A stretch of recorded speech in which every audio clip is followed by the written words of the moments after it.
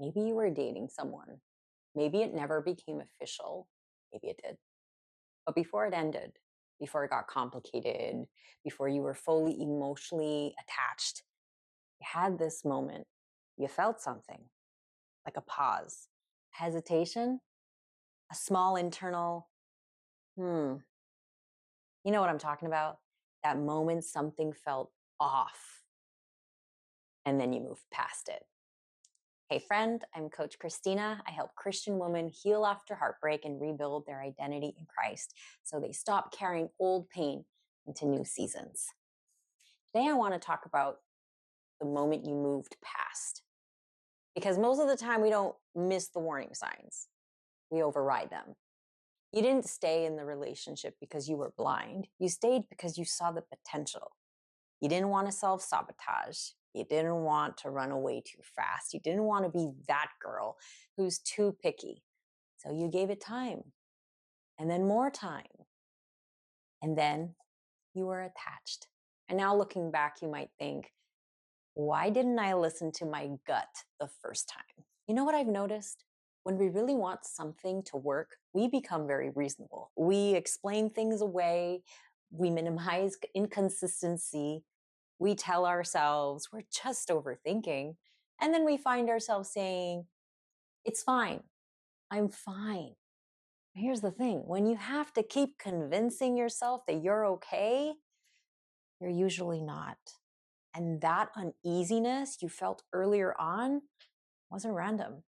And it's not necessarily something obvious he did. It was about how you felt in the relationship. You felt slightly unsettled, but you didn't want to disrupt something that might turn into something good. So you adjusted yourself. You became more understanding, more flexible, more patient.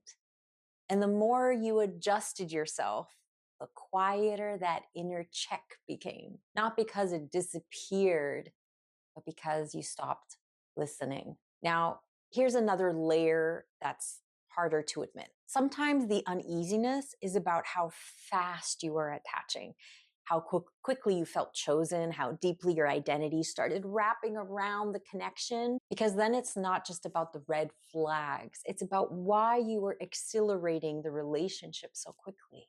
And hear me, this isn't about shame. It's about awareness. Because when you learn to pause at uneasiness, you slow down, you ask better questions, and you stop trying to silence yourself just to keep something alive. This is one of the core distortions I unpack in my upcoming book that isn't just in how we miss the warning signs. It's why we override ourselves in the first place. That's the deeper work. So now I'll ask you this. When you look back on your relationships, did you ever feel early on like something was off in your gut, but you ignored it anyways? Let me know down in the comments. If this spoke to you and you're tired of carrying heartbreak into every new season, come find me on Instagram. I'm at the Coaching Haven. DM me the word healed. I can tell you what your next step could look like. I'm praying for you, and I'll see you in the next video.